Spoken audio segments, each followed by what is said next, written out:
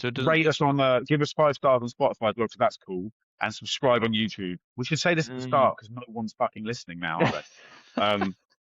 Maybe when I do the intro, I should write myself a little like bullet point script of don't Yeah. forget to say this and then maybe I'll do that next week. Yeah. Do you mean like do some actual prep for the podcast? That's Yes. quite a good Rather idea. than 10 minutes before we jump on here, just what happened in the football first. Literally, the Google Docs doesn't get touched. I had until my 10 roof done. We literally spend probably most of the pod talking about what happened in our lives. Yeah. What have you done to get yourself in trouble this week? Yeah. I'm sure everyone's very interested. Hello and welcome to episode 15 of the Factor 50 Football Podcast. We are back for another week of Premier League chat, and as always, I'm joined by Adam Farrell, my co-host. How you doing, mate? I'm good, mate. I'm good. That's probably the first time you've got the number right. Are you laughing because is Bev in the background taking the mickey out of you? Bev is in the background dancing, and trying to distract me. And I'd say I nailed that. I could be an actor. Yeah, with so much charisma that was going on there. Hello, welcome to the podcast. I was trying not to laugh. Fair enough. I really liked it. You, mate? Things are good, but I just want to give Bev some kudos for last week. So if anybody did watch the YouTube last week, and a few people did, they would have noticed you were wearing a very yellow Arsenal t-shirt. Was that last week? Was it last week or the week before? One of them. I think sure it's last week. And what did Bev say that you look like? One of the Wiggles.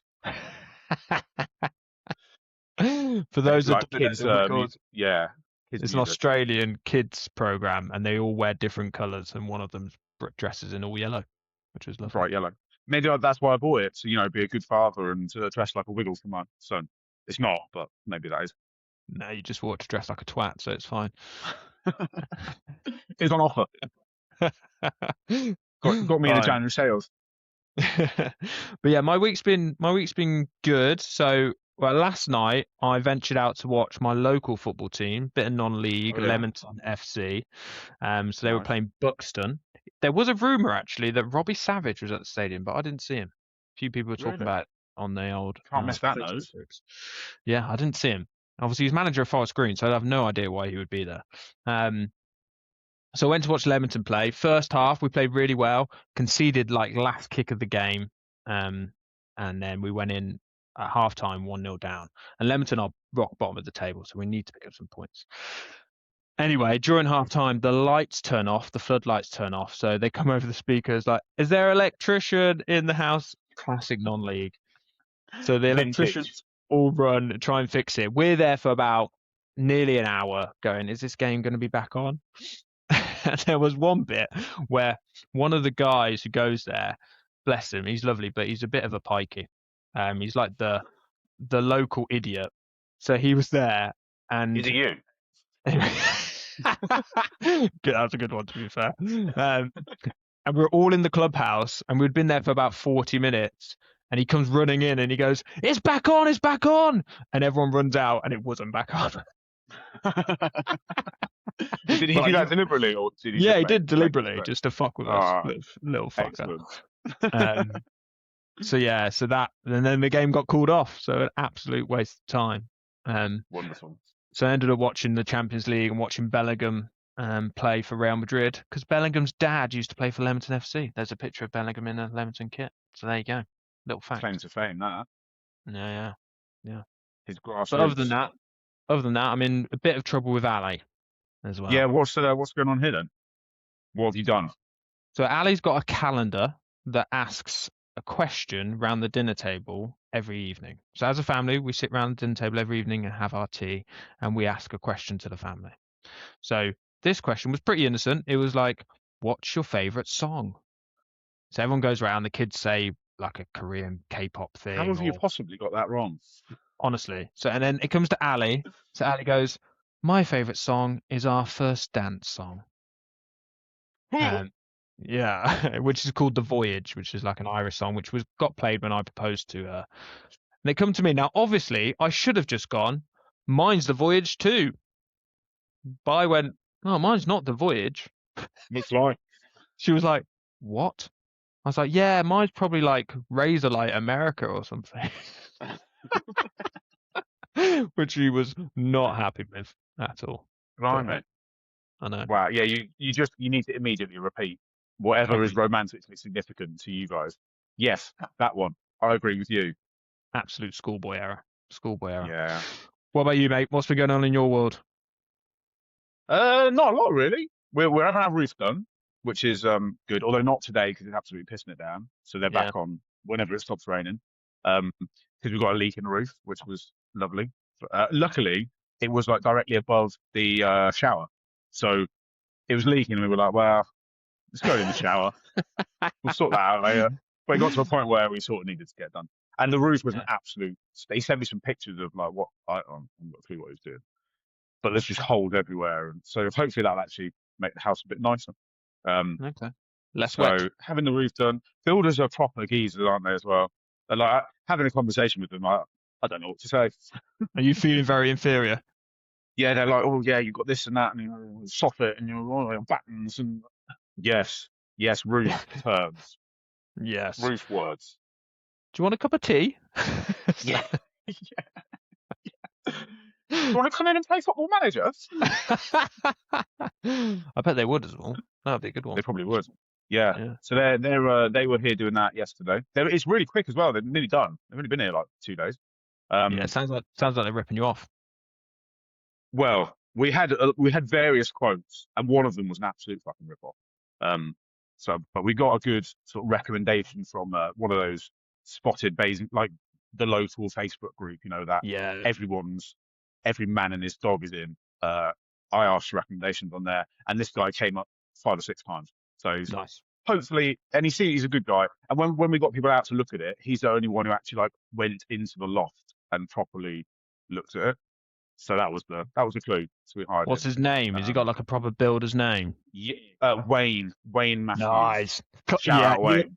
You're in good hands if a Wayne comes round to sort out your roof. He was born to do this job. He was, yeah. You Brilliant. don't get a builder called like Engelbert, do you? Francisco. Francis, yeah. That's not a builder's name. No, Wayne. Wayne, Solid. Dave, single syllable only. Yeah. Pete, Dave, Wayne. Yeah. And other than that, I had a bit of a mad panic yesterday because I'm organising, obviously, as regular listeners will know, organising your stag do. And I did that classic thing where last year when I booked the flights and the hotel, I basically went, that's done. Finished. That's organised. And then I realised that I haven't actually booked anything else. Nice. So yeah, I need to probably do some more stuff. So I've been trying to organise more stuff, and I can tell you in the group, I sent a message round because obviously now we're looking at like activities and stuff, right?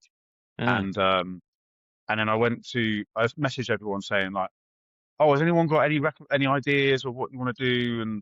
And I got one reply. Let me guess. Saying, Simon. What? It was Simon. Yeah. And he just said beers. That was the only input I had. And everyone else just ignored me. So I just organised it myself. But yeah, that's the extent of the plan so far.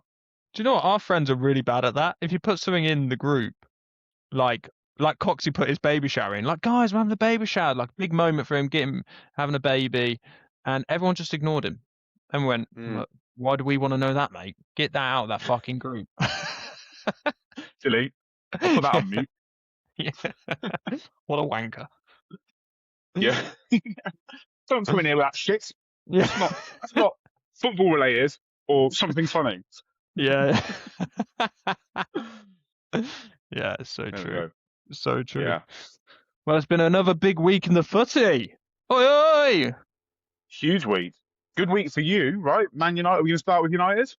Yeah, let's start with United again. Fucking great week. Like, it feels so good to have that happen. And it was a well-deserved win. It wasn't like we were hanging on or anything like that. Man City just weren't competitive at all. And I was actually thinking it was a really brave starting lineup from Carrick. So, for example, he played Dorgu on the wing, which he's been sort of doing a little bit of Amrin, but as sort of one of the 10s as well. But your instinct would go, okay, to get Dorger out the team or put him back in a fullback position where he's normally supposed to play. He put Bruno in his actual best position as a number 10. He obviously puts Mainu back in the team as well. It was really good. Like we were super competitive, and I've heard lots of people say that Man City were like the perfect game for us to play, and I can see why they would say that, but it's not the perfect game because they are still second in the Really league good. and really good at football. So like The they best should, striker in the world up front. Yeah. yeah, exactly. And little, 4'2" Martinez had him in his pocket for the game. It was Small man syndrome. amazing. Yeah, but he dominated Haaland, mate. Absolutely, He did well, absolutely yeah. I amazing. saw a bit of the game. I thought Dorgu was actually really good as well. Because I remember you saying he was terrible. And maybe it's just Yeah. that he was playing the wrong position, right? Well, yeah, he did play really well. He was like fast wingers, which was great, like counter-attacking stuff. It was really good. So I was really happy with how we played.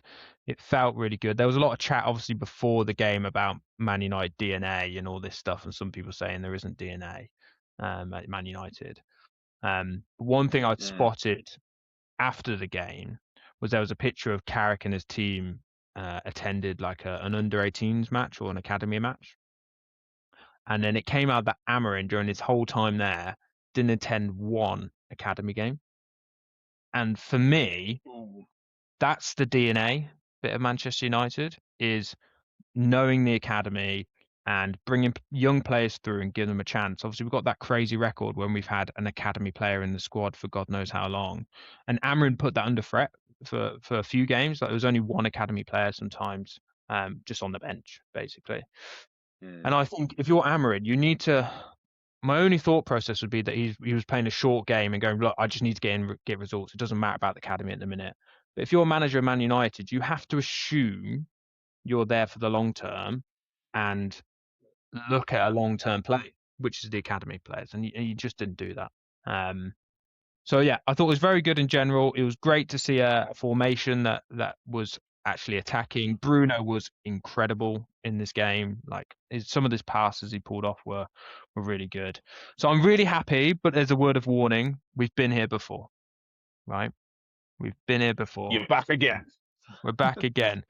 We bring an old player back and we go back to sort of counter-attacking football, hitting people on the break, which works really well against City. But the issue is going to be when we play a much more defensive team who sit back a little bit more, and there's just no space to do that. That's where we've always struggled. So the question is going to be, has Carrick got that tactical nous to undo some of that stuff? But yeah, Yeah. overall, super chuffed. So the mood is good in the United camp. Yeah, absolutely. The game could have been like 4-5-0. We It played could have that been, well. yeah. Well, was it 3 goals disallowed for Yeah, offside or? offsides. Yeah, Yeah. I thought the last one when it was Mason Mount, wasn't it? That Mason Mount, scored at like friend not of the pod. our man. Yeah. I thought even watching the replay, I was like, that's onside, isn't it? That's not Yeah, off. But I mean, yeah, that's why it didn't matter by that point. But there is an impact to be had, like absolutely stuffing a massive rival. Like I'm sure United fans know, when you lost 7-1, 7-0 to don't remember. Liverpool. No idea. I don't. I think we lost 8-2 to United, but I have no recollection of that game. So, I remember that one. Yeah, but those kind of wins, like, can give a team a big boost, can't they? Or derail the team that lose massively. And had it finished 5-0, if those goals had been allowed, or um, Ahmad hit the post, so if, one yeah. or two of those chances go in, you're looking at a 4 or 5-0 win, which is would be a massive deal. Maybe the media would make too much of it, and then it could spiral. But either which way, that's going to hurt City and Pep, which I'm absolutely delighted for. So, I was going to say, well done you a done, Man massive United. favour. Yeah, Yeah, well done. Round, done you round a of massive applause. favour. Thank you very much, Martin Carrick. You're welcome. You're welcome. Um, and obviously there's been a bit of fallout as well, hasn't there, between the class of '92 and a few of the players. Yeah, I wanted to ask what you thought about it because I read it on. I didn't really know there was, but I read it on the BBC. They had an article yesterday, or whatever it was, saying what the difficult relationship between the class of '92. So, who's that? Neville, Butt, Scholes, Yeah. Beckham, Giggs. and the club. What's the deal with that? Has it been negative? Well, not with That Beckham. Beckham's got his own problems at the moment with his son. If you've seen sounds any of that weird. stuff. Have you Yeah, I not seen saw any of something like that? that. It's Well, I very saw weird. somebody posted like, "Oh, Brooklyn Beckham's come out and shared a load of Yeah, shit on yeah. social media," and I honestly, I saw somebody show like screenshotted all the text. I read about 3 sentences. I was like, I can't be off. Someone will tell me Yeah, something yeah. about his wedding and his mum and dad are weird or something. His mom basically was grinding on him on his wedding, which was very strange for his first dance, which is very odd. But we'll move on. This is Grinding on. Yeah, okay. That's yeah. enough of that. Yeah, that's enough of that. So yeah, like obviously Amarin said Gary Neville's name in his last press conference. Um, Paul Scholes obviously has a podcast now with Nicky Butt, hosted by Paddy McGuinness, which is nowhere near as good as this podcast. So definitely don't watch it. Um, Absolutely not. Probably not as popular either. but on that podcast, they had a go at Martinez, and there's a bit of history there. Paul Scholes and Martinez. Martinez had messaged Paul Scholes before on one of the social media platforms saying, "Look, if you've got Yeah. something to say it to my face," sort of thing. And Paul Scholes replied with his number and said, "Just give me a call, we can have a chat." And Martinez never did. So anyway, Martinez has come out after this game and had another pop at Paul Scholes. So I don't know. I think it's difficult. I think the media as it is now, every podcast apart from ours gets quoted on Please quote us. on BBC Sport. Like, please quote us. Like Paul Scholes can say something insignificant or something that just pops into his brain. That's then put on BBC Sport or Sky Sports or out there on social media. The players all see it. Everything gets blown out of proportion a little bit. Um, and I do think that there is a slight issue with trying to go back to those days because those days won't exist again. We won't. I think it's rare that we're going to dominate like we did. Like we had Ferguson, who helped make that not class of 92 a reality. And obviously they're very good players, but Ferguson controlled that and controlled the narrative.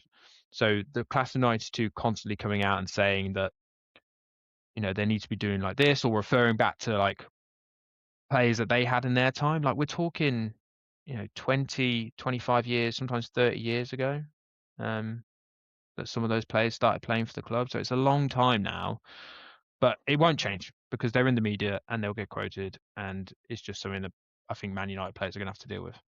It's a consequence of those ex-players having gone to the media. If you compare it to like um, our invincible team, let's say, a lot of them are in the media, but I would say, especially in the UK, nowhere near as much as Neville, Scholes, Beckham to a certain degree. He's not in the media for football purposes, is he? Yeah. But they're, I don't think it's helpful. Like even if they're digging out a player to try and like G him up, because that's how they would have responded because they're such blokes. Like maybe that's not how Lisandro Martinez takes it. Like he's not from this country. He's got a totally different background, and maybe to him digging him out on a podcast is not going to help his game. I would side on the players' side of it, and I think that a lot of them forget how hard it was because they had such a good team, and like you say, it's more the league is more competitive now. It's a totally different league to when they were coming through, and it was dominated by two teams for the best part of 10 years. Now look how close the league, apart from Arsenal, look how close the league table is. Everyone's beating everyone. There's no team in the league right now who have won back-to-back games. Not one team. Wow. Um, yeah, I read that stat earlier. So with everyone dropping points, like you can't have a go at. I'm not saying United players have been good, but singling out players is probably not. I would say that doing stuff like that is probably why a lot of these guys aren't managers now, and they're in the media because I'm not sure they've got like the man management skills to be a manager. And I Yeah. But mean, some what, of them have tried, haven't they? So, what I would say, Dave, if you've got a podcast, like you're gonna talk what you think is your opinion. Podcasts are opinion based, and it's maybe obviously they know it's going to get picked up, but maybe it's not their fault that the media slices and dices what they say and goes, boom, here's the headline sort of thing. And sometimes it's taken out of context. So that won't change. Like none of this will change. So it's almost like an irrelevant debate because it's going to happen now. It's yeah, it's and not then that helpful, but it's going to exposure, like exist. these podcasts and social media didn't exist for the class of '92. It was much easier for them to just shut themselves off and get on with it. If they'd been exposed to, millions of people liking and commenting on a video slagging them off, it probably would have, maybe not outward, they wouldn't have said anything to other people, but on the inside, that sounds really, on the inside, that's going to hurt them. That will knock their confidence if they see stuff like that. Whereas they didn't have to deal with it because there was no social media, there was no podcasting, there was none of that in Which is why I 1992. think huge props to Maguire. That man has been tore down and has been got so Yeah, much abuse, but he just cracked on and sort of bring it yeah, back. So fair yeah, play. difficult. Okay, well look, let's move on to Arsenal. Up and down week, Yeah, mate. mad week, roller coaster ride of So emotions for you Arsenal had fans.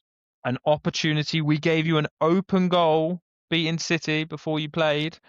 You come into Notts Forest, a team not Hmm. in amazing form. What happens? Well, they Talk won us their through. last game against West Ham, Give them 17th. credit.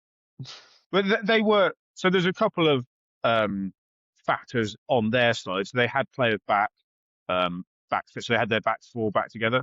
They Here had come the players. excuses. Jesus Christ. I've got a list of them.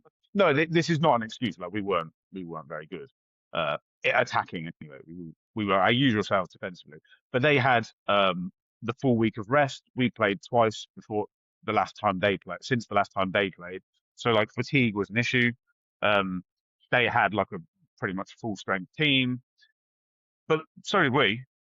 Um, we were flat. We were a bit toothless, and it's. I think the negative feeling about it was more that it's a back-to-back 0-0 draw because we had the Liverpool game as well, which was also another opportunity to Yeah. stretch the lead at the top. I think if it was a one-off 0-0, um, it wouldn't be such a big deal. And actually, obviously, with hindsight, it's a really useful point. But because these the same problems seem to be happening again and again, um, that's what's getting Arsenal fans not nervous but frustrated, and that led to obviously all the anxiety people are feeling about it. But then you go midweek. Yeah, last night against Inter Milan, we were awesome. It was a totally different game. I love watching the games in Europe because there's no disgusting low blocks. Teams play they come out and Yeah. play, and especially you get Inter Milan at home, they're going to play football. They're going to come out and attack, and they play two strikers up front, which you never see in the Premier League anymore. And it was just a totally different style of game. So there was a lot of ebbing and flowing. But we rotated, we changed 7 players, and we got 3 goals from our strikers, which is a nice thing.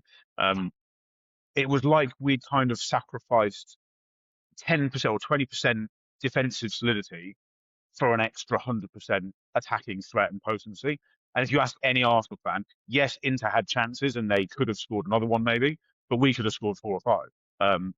And I think any Arsenal fan would take that slight trade-off of a little bit more open, but way more threat going forwards. The only Mm, person who would not accept that is Mikel Arteta. Like yeah. his nightmare is just teams running through us, and Inter did that a couple of times.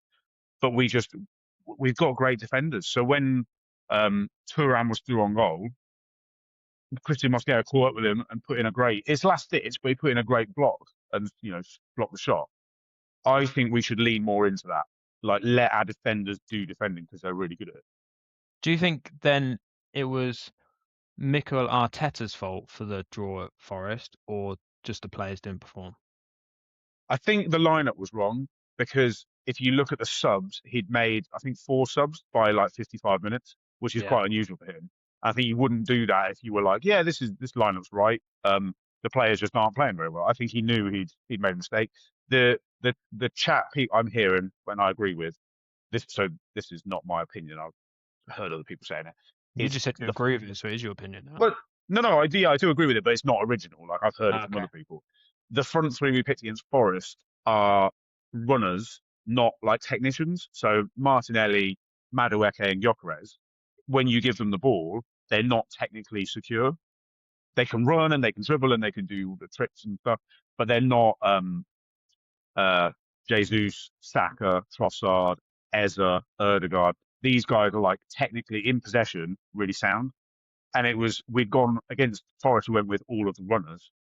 Um, Against Inter, we had all the technicians and we looked a lot better. And it was just the ball, we'd get the ball forward against Forest and it didn't stick. Elliot Anderson, who had a really good game, Sangare, and the Forest centre backs, Murillo, is it, and Yeah, Milenkovic. Murillo. Um, they just won all the duels because our three front guys were not like they couldn't hold on to it. And that's where because we're good at like we get the ball forwards, hold it up, link play, and then that gives us a chance to get other players into the attacking third. If you can't hold it up in the first place, you just got no threat. There's no way you can hold it. It doesn't stick up the top of the pitch. And that's what happened. We had no, Yeah. like, we didn't, I think after like 70 minutes against Forest, we didn't have a shot on target. So it wasn't No. really even like we were, at no point in that game, we had them under threat. You know, that we had a few chances and we should have scored. Like, Keith made a couple of good saves. Martinelli missed a fucking open goal in the first half. So on another day, we nicked that 1-0 and we call it a really good professional away performance. But it was just more of the same sort of frustrations with the finishing and yeah.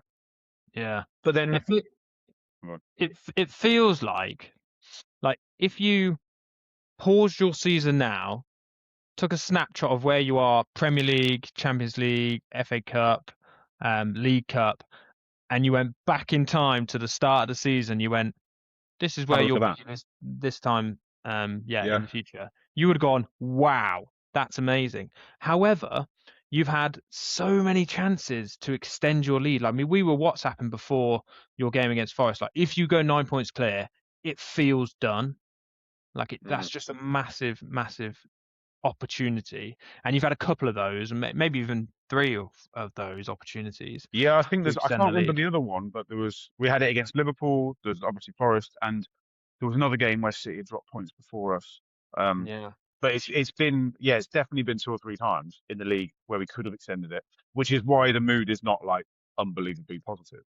Because if you look at everything else, 7 points clear in the league, perfect record in the Champions League, and almost guaranteed to qualify top in the Champions League, winning 7 out of 7, semi-final of the League Cup with going into a second leg with a goal advantage at home, fourth round of the FA Cup against League One side at home. You can't do better than that, can you? But we're still not happy, So, and I yeah, don't understand it. I'm not happy. It's just I it's nervousness, isn't it? I was thinking though, like, for the first time, and I know lots of people have been talking about, oh, Arsenal are going to win the league, etc. But I think for the first time, that Forest draw was like, Arsenal now have to win this league.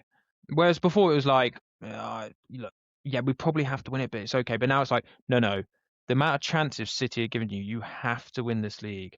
And if you don't, Mikel Arteta should leave. Or was that your big bombshell thing you said before? That's what Yeah, I think. he should. What if he won? So he won the Champions League, the FA Cup, and the League Cup, but didn't win the league? You'd sack him. Maybe not, but let's say he doesn't win anything this year and you don't win the league, I think he should be sacked. I agree. We should. So I started this season thinking we're absolutely capable of winning something, and I think we will. And even 10 games in, I'm thinking we're doing well. We're top, whatever. It still doesn't mean we should win the league because somebody else could go on this run and just win every game and blow us out of the water. 22 games in, even I can't deny it. We have to win this league. Like there is no one else in the league anywhere near as good as us, and we're not even in. We haven't even seen our best form, and we're 7 points clear. The other teams, the other contenders, are way too inconsistent. Like watching City against you, they were rubbish. They Um, lost last night as well against Bodo Glint. Mad. yeah, I saw that. That's mental. Rodri got sent off as well, which is hilarious. Yeah. Um, so yeah, I think it's not only how good we can be, it's the inconsistency of the people we're competing against. But we have to go and win the league. But I think if we don't win the league, I still wouldn't sack Arteta because he got us into this position in the first place. Um, and I really think we will win the league. I've said it from week one. I think we'll still win it. Yes, we've got issues like we're the best defensive team in the world, and we're a good attacking team. Not great, not excellent.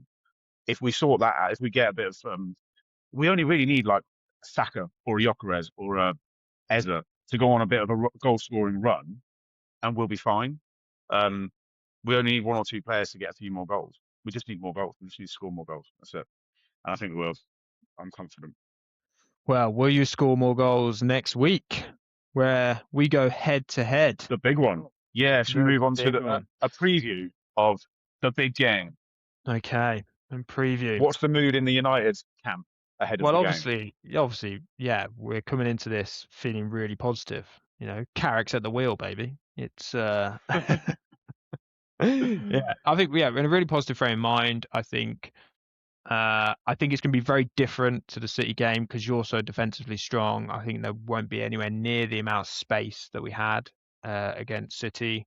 I think it'll be far less transitional against you than it would against City. So I'm going into it expecting you to win. However, if we go back to the first game of the season where we lost 1-0 to you, that is Yeah. still considered, apart from this week when we played City, probably would have been our best performance of the season.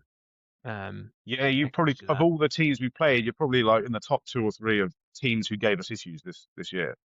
Yeah. Um, yeah, you were So good in there's that game. confidence. There's confidence there. I think it's really interesting to see how Carrick is going to set up. Does he go, okay, well, it worked against City, we'll just play the same again? Or is he going to show some tactical nous and go, actually, this is a very different opposition. We probably should, whether it just be a personnel change or slightly different system, it'll be interesting to see what he does. I am pretty confident he is going to go filthy, disgusting, low block, 11 men behind the ball. We're Because playing Bruno Fernandes as false nine. maybe, because you'll play with a couple of pacey wingers, so like Ahmad and who else you got, Dallo, or you play with some pace on the wings to get the ball forward quickly. Um, you might have a centre forward. You might go false nine like Liverpool did, because that worked. Um, but yeah, I can't see United coming and like. I know you played counter attacking against City, but I think you'll be even more defensive because that's what we struggle against. That's what we find difficult to break down, low blocks. Um, so yeah, I think you'll go disgusting murder ball type football. And the question will be, can we break it down, or is it going to be 0-0? Or worst case scenario, you nick one on the break, because obviously when we pour forwards, we are very open. We leave a lot of space. Um, so it'll be interesting. Can we break your low block down, I think is the question. I think he will. So Dorga and Ahmad played very well in the last game on the wings, but they'd also did like an amazing defensive job. Obviously, getting back, Yeah. got some engines on, so they're definitely going to play. Brian and Burma is definitely going to play as well, like in the front. But we had some rotations, so sometimes Ahmad would go there, sometimes Brian and Burma would go the other way. So I think that front three will stay the same. Yeah. Whether he goes Kobe Mainu in there, who's obviously got a bit more of a technician, but obviously not Mm. as strong. And if he goes somebody else, but the only other person we could put in there is Ugarte, and he's a pile of Yeah. dog shit. Is he going to double pivot Casemiro and Ugarte? No, you No. can't. So I think it's likely he'll go for the same sort of lineup, and again aim for the break. Well, and he'll do four at the back, do you reckon? Yeah, he'll do four at the back. Yeah, yeah, Mm. yeah. He I will. wouldn't be. I wouldn't dislike seeing that, to be honest. I would probably. I mean, ignoring personnel, the system I would least like to come up against would be five at the back with three in midfield, three like defensive um, thugs in midfield, because we struggle to break that down. I would love for you to be like 4-3-3, three dainty little technical midfielders, but I don't think you've got those players really. No, it'll be Casemiro, Maino, and Bruno midfield. Yeah, I think so. So yeah, it's gonna be an interesting one. At home, I would. I said this against Liverpool. I'd expect us to spank you Are you personally. nervous about it though? Because it's like the draw against Forest. We've just been City. Obviously, we're in good spirits. You are the better team. Like you should win. If you don't win, and your lead gets cut to what could be cut to 4 points, let's say, Or if yeah, City win, which is no if we guarantee lost and City will City win. won or Villa won, That feels like whoa, that's a lot. we've still got to go to the Etihad as well. Um, but I'm nervous about every single game. I was nervous about the Inter Milan game last night, and we were already pretty much guaranteed top. In fact, when we kicked off, we were guaranteed to be through to in the top 8 anyway, because City Yeah. lost Okay. Yeah. in the earlier game. So I'm nervous about, and this is why Arsenal fans get so stressed, because we've been so close 3 years in a row. Every game, every kick of the ball is nerve wracking, and Mm. that's just how title races go. Like when I was younger and we had the Invincible season, I think I was young and naive, so I didn't really feel the horrible pressure and the expectation of title challenges. Now it's like, oh my god, you've got to win, you've got to win the game. Um, so I feel nervous whether we were favourites or not. Um, but I trust the players, so that does settle my nerves down a little bit. But yeah, I'm always nervous. I'm excited for it. Like before, if we had Amarin in charge, I wouldn't have been excited because we're going to Mm. play like It's just change, intelligent isn't it? You've got football. a different There's a different bit of a bounce. perspective. Yeah. And I love football games. Football games are the best when like there's big atmosphere, and I'm hoping so at the Emirates there'll be this big atmosphere. It's like it means something going there. Like menial games that you're playing on midweek or something. It's just not as fun. Like this is super fun game. You don't have any midweek games, do you? Well, we're going to play the Not least anymore. amount of games that we've ever played in like 100 years or something in a 40 season. games. Yeah. Yeah. But yeah, the big games are the ones you look forward to the most. Well, like you enjoy the occasion the most. Mm. Who do you Um, reckon you'll start up front, by the way? Do you reckon you'll go Jokemotiv? uh, I think Jesus probably did enough last night to earn a start, but whoever starts, like they're not going to play the full 90, they'll play 60 minutes. Right. And actually, I think it worked quite nicely with Jesus starting and Gyökeres coming on against tired You said defenders, that because before, yeah. he had space to run into, and his goal was from like that. It's an unbelievable ball by Martinelli, but hoof it over the. It's not a hoof. It was a really great pass, but he runs through into space, and that's where his goal came from. So I Mm. think that dynamic works quite nicely.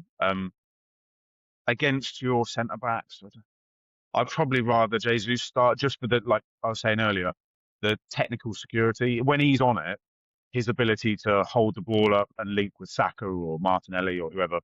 He's got a really good relationship with Martinelli, who's scored goals in the past against United. Um, so I would probably go Jesus. Um, I think he'll go. He's got to start Saka. Um, and on the left, it's probably a toss-up between Trossard and Mm. Martinelli. Midfield I've, kind of picks itself, I think, yeah. for us. I'm interested. When we sat here next week, I'm interested who we actually think played the defensive game, whether it was us or whether it Mm. was you and Mikel Arteta just went right, solid, and know that we'll probably have enough to maybe nick a goal. Well, Um, we're not defensive. We just dominate through playing high and keeping the ball. Like but you're not as there's expansive, are gaps. you? You don't take as many risks. Like Arteta doesn't take risks as much. So Yeah. I've got a feeling because there's a lot riding on the game, he'll be like, look, especially for the first half, we're not going out there to take risks. We are sitting in. We'll see how United come out because they're a bit of an unknown quantity with Carrick. See how they come out, and then that's our opportunity. I think we probably need to put you under pressure in that first half and come out the blocks. If we don't, Mm. I think the game's yours. But I think the first half, if we can get a lead, then that'll be interesting. I want you to come and attack. That like we'll tear the shit out of you if you come and attack us. It'll be like 4-0, 4-1. If you sit and defend, it could be 0-0. And as the game goes, because we're at home, if you defend well and it gets to like the hour mark, Saliba and Gabriel play on the halfway line. So there's going to be, from maybe one of our attacking set pieces, you get it clear and there's a chance for players to run in behind. If it gets to an hour and, we're sitting in your half and you're camping deep and we're not really creating much, that's the game I don't want to see. The horseshoe of Mm, doom, going out to the. We basically shuffle it to Saka and say, do something do something. incredible, please. Beat 3 men and curl it in the top corner, which he actually did a couple of years ago, didn't he? But if we can get, the key for us usually is, can we break the game open with a set piece goal or a bit of brilliance? And then once we're ahead and the opposition have to come at us, then we tear them apart. And that's when, if you look at like the Inter game last night, we scored early and the game's really open. If we don't get an early goal and we get a bit stagnant, the crowd get a bit like frustrated, that's when the game settles into that pattern of like sterile domination. So we have all of the ball, we're in your half, but we just don't really create a lot from it because there's no space. And then we're at risk of committing too far forwards, and that's when pacey players get in behind us, and we see it a lot. First shot, first goal for the opposition. That's the sort of game I don't want to see. So Yeah. please come and attack us. That would be lovely. I find it really difficult to predict, which I think That's is what we're doing next, isn't it? nice segue into predictions for the game. Yeah. So last week, what happened last week? We were both terrible. We were shit, weren't we? Yeah. Yeah. So you said 3-2 City. I said 2-1 City. Obviously won 2-0. And then against Forest, I said 2-0 Arsenal. You said 3-1 Arsenal. So we were miles off. So no points all round. Nil points. No, that's -1, isn't it? Because we got no results. Oh shit! Yeah, that is -1. Okay, we're back down to 11-all. We were at 12-all. Now it's 11-all. We're going backwards. Wonderful. Fucking hell. We're very good pundits. Yeah. So we did discuss maybe double points for this because obviously we're only going to predict one game. It's Arsenal, Man United. Yeah, I don't know. We could throw a random game in, but we could do. What other? What? Let me have a look. What else is on this weekend? So we're the late game on Sunday. Yeah. Are there any other big ones? There's no other big games really. Newcastle Villa is probably the other biggest game. Yeah. City Wolves. City Wolves. I'd say that's a pretty easy prediction, isn't it? Although the way City are playing, you never know. Yeah. Okay, I reckon we just put all on it. All on this one. Arsenal. So should we go double or bust? Double or bust. Double points. So does that mean if we're doubling, so 6 points if you get the right score, 2 points if you get the right result, and is it -2 if you get the wrong result? Yeah. Oh, savage. I have no idea what I'm going to predict. Do you want to go first? I think we sort of go at a similar time. So have it in your head what your prediction is. I've got mine. I've got what I'm thinking. I have no idea what I'm going to say. Whatever comes out of my mouth will be totally random. 17-4. Yeah. Shit. Okay, I've got one in. Shall I give mine first? You go first. I'll go straight after. 2-0 Arsenal. 2-2. Ooh. Okay. I think that's good because we've got different results there. So yeah, okay. Mike, and look, I think you've played it very safe. That's all I'm saying. It's because we're going to win. I'm here to gamble. But I'm hoping it's a ding dong. I hope it's a good game. I would like it to be nice and open and everything, but I think we'll get a set piece goal, break the game open, and then maybe like a goal on the break or something when you have to commit them forwards. I'm convinced we'll score. I'm convinced we'll score. Really? Yeah. We've not had as much defensive solidity, although we've had back-to-back clean sheets in the league, I suppose. But no, I don't think you will. Gabriel asleep, mate. Well, bring it on. We'll do the review next week. Do it. Yeah. We're going to do I suppose we just do the whole episode about that one game. Yeah. And I'll just sit here laughing at you. No chance, mate. No chance. We're going to derail your title challenge. You can go cry. Well, you gave us a big boost last week, so do the same this week, yeah? Please. Fine. Well, that's it. That's our episode done. I think so. Good stuff. Yeah. Another bite size. Well, not bite size. It's still about 40 minutes. It's quite long, yeah. All right. Still chatting shit. Yeah. Chat shit. Get bang.